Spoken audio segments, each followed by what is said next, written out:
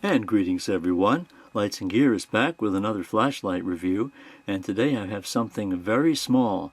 So small that it can be tucked away somewhere and perhaps not even be remembered that it's there. This is from Klarus Mi1C.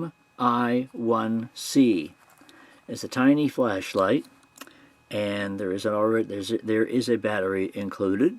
It is run by one 16340 battery, or one CR123, and we'll get to the particulars of that coming up. Not a whole lot here on the box, except the information from Klarus themselves, so they'd rather keep it a mystery until you pull the red ribbon. So here's the instruction manual, and a couple of spare O-rings. Not much on the accessories here, because there's really not much to give you other than the flashlight and so forth. Nothing wrong with that in this particular case. Now, this flashlight is right there, very small, as you can see. So within the manual, we'll talk about the modes, of which there are 4. There's Moonlight at 1 lumen, low at 10, medium 45, and high at 600. If you're using a CR123 battery, you won't get 600 lumens, but just a hair over over 300. And there's also Strobe and SOS. Beam distance isn't much, because I'll describe the LED and the lens here in a moment. It's more or less of a convex lens, and it puts out an incredibly wide beam. So that's why beam distance is only to about 40 meters. It is impact resistant to 1 meter and waterproof. It's IPX8, so it can be submerged. The LED, does it even really? Oh yes, it does. Of course it does. The LED is a Cree XPL High V3, so it's got a good quality LED. And as it talks here about the professional optical lens design and so forth, and all the other particulars here to which they think it's important, and of course being aerospace, aluminum, alloy construction, and so forth. And it will take the 2 different types of batteries. The tube is not thick enough for an 18350 battery. I wish it was, because that would give it an extra oomph in output. However, it is what it is, and running voltage is up to 4.2. Operates via the side switch. So let's take a look at it here. And very small is the name of the game. In fact, let's nothing else here in the package, by the way. Let's give it a measure here, just to confirm its petiteness. 2.1 inches. That's small, folks. 2.1. When was the last time you had a 600 lumen flashlight that was 2.1 inches? Alright, so comes with a pocket clip, as you can see. The base, by the way, is magnetic, like that. So you can stick that up anywhere that you have a magnetic surface to affix it to. Now, the battery, it already comes with. And just like some of the Olight flashlights of this size and type, the battery goes in backwards, or with the positive end down. So there's your tail cap in there. Now the battery it comes with is the Klarus battery, 700 mAh on this 16340, and this battery is rechargeable. I mean, it's USB rechargeable. So you can charge it with a USB cable or in any external charger. And when you plug it into the USB, you've got a couple of LEDs up here in the top. When you plug it in, it's red, and then when the LED is, or rather when it's finished charging, when you plug it in it's red, and then when it's finished charging the LED color here is blue. If you want to see those, if you want to see photos of that, you can check out my written review at lightsandgear.com, and I have the pictures of it charging and finished charging there. So, oops, put it in backwards. How about that? Force of habit, of course, since most lights do go in positive front. So any 16340 battery will work in this light.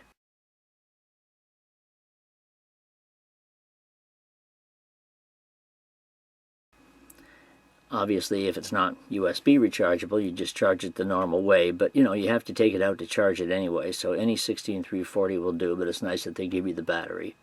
So here's the little switch, and here's the LED, which is extremely shallow within this lens, and you can see the lens is a little bit, the lens is domed, so it's more or less of a convex lens, and aspheric, I suppose, is another word to describe it. So the beam it puts out is incredibly wide. It's almost the same beam as would be on any full-size adjustable head focusable flashlight. It's the same kind of beam as that. It's as wide as that. The only difference here is you can't adjust it. So it's wide, and it's always wide. There's no moving of the head or sliding anything to narrow it in any way. So it's always wide. So one press, it has mode memory. So once it's been in a particular mode, it will memorize that mode. Let me just have my cheat sheet out here so I can remember some of the particulars. But if you give it one, if you want Moonlight Mode instantly, then you can press and hold. So there's Moonlight right away. Turn off the light here and here, and the beam is very, very wide. So this is Moonlight, and to shine it on the floor, you're really not going to see all that much because the beam is so wide. Now if I give it one press, I'll be up to low. So now you can see a little bit more in low mode. One more press and we're in medium. So here's medium mode, and one more press and we're in high. Now there's quite a jump between that medium and high. I almost wish they'd made the medium a little bit brighter. But anyway, so, and this is, I mean, you can't even see the full beam in the camera because it's so wide. I'd have to pull the way out, and I can't. So here we are in the next room, and again, this is high mode. If I give it one press from here, it'll go right back down to Moonlight. Now if I want Strobe and SOS, I have to double click, and there's Strobe, and then another, and it's a variable Strobe, another double click, and I get to SOS. Strobe is in the highest output, but SOS is not. When you click on SOS, this is like medium mode, I guess would be. They don't say, but Strobe is a lot duller than I'm sorry, SOS is a lot duller than Strobe is. So one press from here should go back to the mode it was in initially. And here's low once again, and medium, and high. Now this is a very cool little flashlight. It's certainly small, and after about a minute or so of running continuously on high, it kicks down a notch. I haven't timed it yet, but it does get a little bit noticeably dimmer, not by much, but I think it goes down somewhere between high and medium after a minute or so, but it doesn't really even get hot. It's only very, very, very slightly warm at the moment, being on high mode. And if I sat here babbling for a minute, and I'm not sure whether anybody really wants to have me do that, but it may already. I think, oh yeah, it's starting to dim a little bit right now. It doesn't do it by much. But if you're sitting watching it and obviously paying attention to it, you can see the little bit of a drop. So I guess it's not really even that far down. It's just enough, I suppose, to keep it from getting too hot. But those are the modes, and that's what it does, and that's how small it is. And again, if I give it one press from here, it'll go right back down to the first mode. The thing I have about the light, I like it for what it is. I like its, obviously, its compactness, its tininess, I think is exceptional. And the beam is incredibly wide, so whether or not you like that is another thing to think about. But my feeling about it is that the beam is so wide that moonlight is almost, unless you're pointing at something very close, is really even not that usable, even in pitch darkness.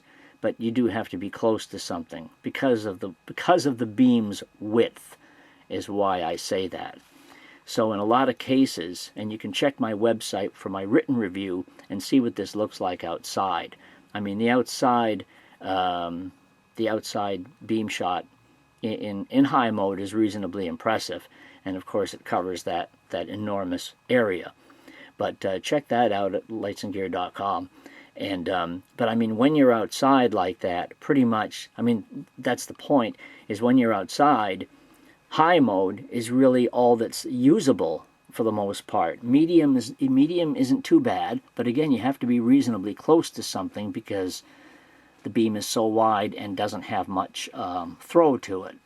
So that's the thing about this light, is if you're using it outside, you're going to be using high most of the time, which of course does not give you that much battery power. And it does say on here that high runs for, it says 70, oops, sorry, it says 72 minutes run time on the highest mode, which almost seems to be a little, which is incredibly long for a light of this size. But, and there's also a battery warning, and there's also a lockout. So it says here on the lockout, so it doesn't turn on in your pocket. It says here how to do that. Long press the side switch for about 5 seconds to lock it out. And when the battery gets low, it will flash. And actually, you can check the battery anytime. I forgot about that. Even while it's in the off position, all you do is click the button 3 times, 1, 2, 3, and then it blinks. And it only does it once. So if you miss it, you'll have to press it again. 1, 2, 3. So it's given me 3 blinks, which means the battery is between 70 and 100% power. And then you get 2 blinks for 30 to 70 and 1 blink for less than 30. But it does say that the flashlight flashes twice every 3 minutes when the battery is less than 10%. But again, my feelings are, if you're using it, it's actually more of an indoor light than an outdoor light. It's fabulous inside, even at medium and low in complete darkness, it's fine. Moonlight, you have to be rather close to something. But outside, you're going to be using it mostly on high because the other modes, unless you're 10 feet from something, you can use it at night outside on medium mode, and if you're 10 feet from something, it should be okay. But anyway, that's my feeling on it. If you want to see more about it, check out my website. If you want to buy one, there's a link below. You can pick one up, and the link is also in my written review at lightsandgear.com. It was supplied by my friends at GearBest, so I thank them very much for letting me take a look at the Klarus Mi1C. That's it for today. Hope you've enjoyed the video. All right, take it easy. Bye-bye.